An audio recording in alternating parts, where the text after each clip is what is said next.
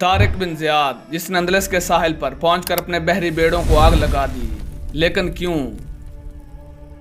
طارق بن زیاد کا شمار مسلم تاریخ کے چند بڑے جرنیلوں میں کیا جاتا ہے، کیونکہ طارق بن زیاد ایک ایسا سپاہی تھا جو کہ اپنی بہادری، جوش اور جذبے میں کسی طرح سے بھی کم نہیں تھا۔ طارق بن زیاد کو جو بھی جنگی مہم سونپی گئی، طارق بن زیاد اس جنگی مہم میں سرخرو ہوا۔ طارق بن زیاد 675 عیسوی میں الجزائر کے مغربی صوبہ بحران میں پیدا ہوئے۔ طارق بن زیاد بربر نسل سے تعلق رکھنے والے مسلمان اور بنو امیہ کے جرنیل تھے، لیکن طارق بن زیاد کی نسل سے متعلق مختلف روایتیں پائی جاتی ہیں۔ پہلی روایت ان کو افریقی بربر قبیلے سے جوڑتی ہے، دوسری روایت کے مطابق ان کا تعلق ایران کے صوبے ہمدان سے تھا، جبکہ تیسری روایت کہتی ہے کہ ان کے آباء و اجداد کا تعلق یمن کے علاقے حضر موت سے تھا۔ طارق بن زیاد کے نسب کی طرح ان کی زندگی کا اختتام بھی پراسراریت کے پردوں میں دبا ہوا ہے۔ طارق بن زیاد ہسپانوی تاریخ میں طارق الٹوریٹو کے نام سے جانے جاتے ہیں۔ انہیں اسپین کی تاریخ کے اہم ترین عسکری رہنماؤں میں سے ایک سمجھا جاتا ہے۔ طارق بن زیاد اموی خلیفہ ولید بن مالک کے دور میں مراکش میں موسیٰ بن نصیر کی فوج کے ایک کمانڈر تھے، لیکن اپنی قائدانہ صلاحیتوں کے سبب وہ جلد ہی خلیفہ کی نظروں میں آ گئے اور انہیں تقبہ شہر کا گورنر بنا دیا گیا۔ افریقہ کی اسلامی سلطنت کو اندلس کی بحری قوت سے خطرہ لاحق تھا، جبکہ دوسری طرف اسپین کے عوام نے اپنے بادشاہ کے ظلم کی کہانیاں موسیٰ بن نصیر تک پہنچائی تھیں، کیونکہ اسپین کا شہنشاہ ریڈارک بہت ظالم اور خود غرض عیسائی حکمران تھا۔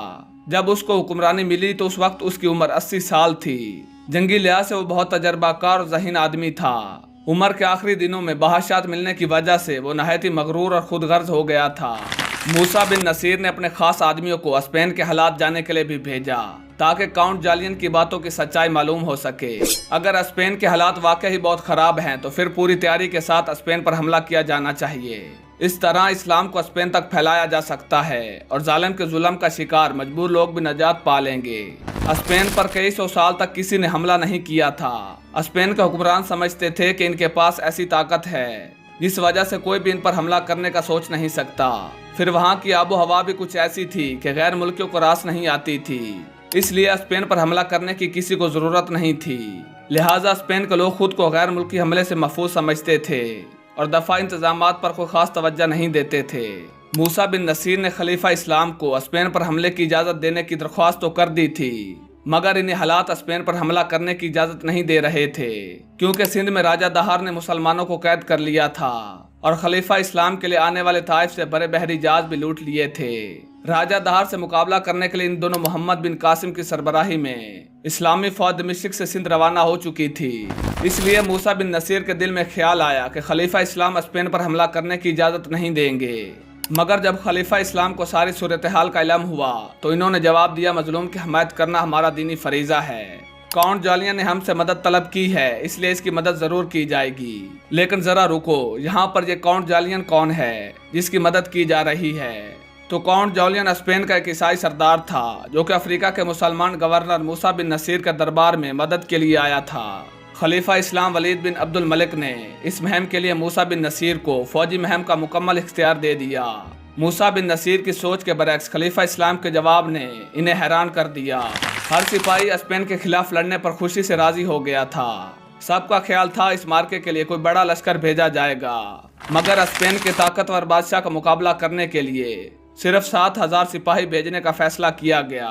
طاقتور اور اجنبی ملک کے مقابلے میں صرف 7,000 سپاہی بظاہر بہت کم تھے، مگر موسیٰ بن نصیر نے یہ 7,000 سپاہی ایسے چنے تھے جو بہادری اور وفاداری میں اپنی مثال آپ تھے۔ اب سوال یہ پیدا ہوا کہ 7,000 سپاہیوں کی قیادت کس کے ذمہ آئے گی؟ اسلامی فوج میں سینکڑوں تجربہ کار اور دلیر سپہ سالار موجود تھے، جنہوں نے موسیٰ بن نصیر سے درخواست بھی کی کہ اس مارکے میں انہیں بھیجا جائے۔ خود ان کا سگا بیٹا اس موقع پر سالاری کا امیدوار تھا، مگر موسیٰ بن نصیر نے اس موقع پر ایسا فیصلہ کیا جو تاریخ میں ایک انوکھا فیصلہ تھا۔ انہوں نے اسپین کو فتح کرنے کے لیے 7,000 سپاہیوں کو لشکر کا قائد ایک ایسے شخص کو بنایا جو نو مسلم بربر اور آزاد کردہ غلام تھا۔ وہ غلام خود اس فیصلے پر حیران تھا۔ اس خوش نصیب انسان کا نام طارق بن زیاد تھا۔ سب لوگ اس فیصلے پر حیران تھے کیونکہ موسیٰ بن نصیر نے اپنے سگے بیٹے پر اس نو مسلم آزاد کردہ غلام کو ترجیح دی تھی۔ بے شک اسلام میں انسانی وقار کی یہ لاجواب مثال تھی۔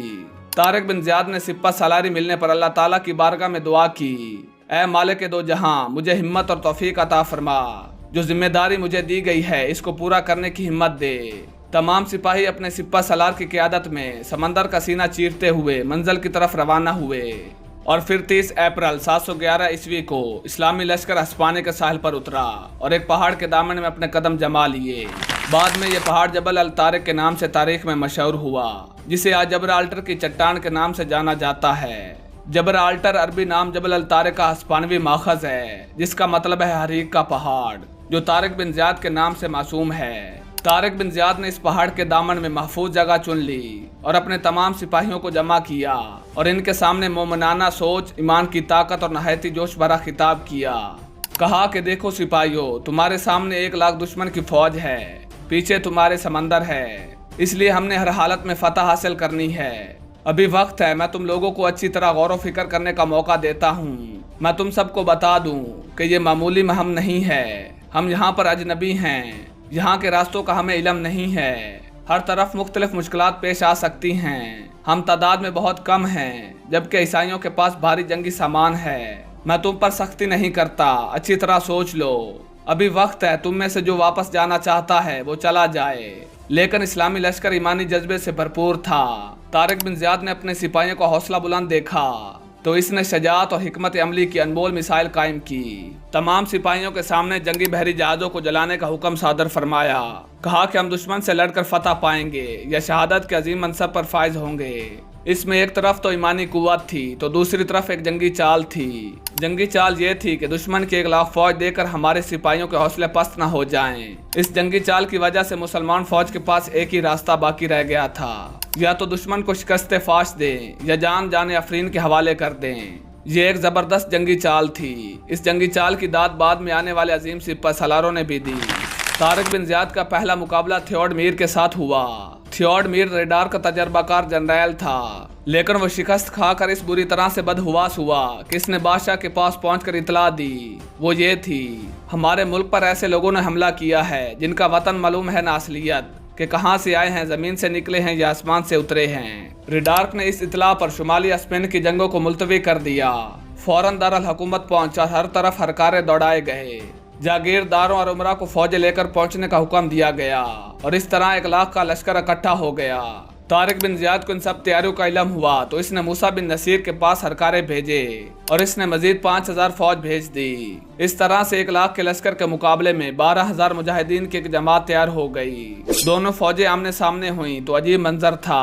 एक तरफ 1 लाख टड्डी दिल जो हर तरह के असले से लेस था और दूसरी तरफ सिर्फ 12000 इंसान जो अपने वतन से दूर थे और जिनके पास दुश्मन की निस्बत असला भी बहुत कम था। लेकिन मुख्तसर लश्कर ने ईमानी कुव्वत से सरशार होकर 1 लाख फौज से टकरा गए और एक जबरदस्त जंग हुई। अरब और बर्बर इस बहादुरी से लड़े कि मसीह लश्कर भाग खड़ा हुआ। खुद रिडार्क भी मैदान से भाग निकला और कहा जाता है कि दरिया अबूर करने की कोशिश करता हुआ लहरों की नजर हो गया। इस एतबार से भी ये जंग फैसला कुन थी कि इसके बाद हस्पानवी फौज कभी भी मुतहद होकर ना लड़ सकी। फतह के बाद तारिक बिन ज़ियाद ने बगैर किसी मज़ाहमत के दारुल हुकूमत अलाता पर कब्जा कर लिया। तारिक बिन ज़ियाद के आखिरी दिनों के हवाले से मुअर्रिखीन खामोश हैं, मगर चंद जगह पर तारिक बिन ज़ियाद के इंतकाल की तारीख 11 अप्रैल 720 ईस्वी दर्ज है। स्पेन, जिसको अंदलस भी कहा जाता है, इस पर मुसलमानों ने 800 साल तक हुकूमत की और आखिर नहायती अफसोसनाक तरीके से इन्हें वहां से निकलना पड़ा। मगर स्पेन के फातह तारिक बिन ज़ियाद के कारनामों से मुस्लिम फातहीन की तारीख हमेशा जगमगाती रहेगी।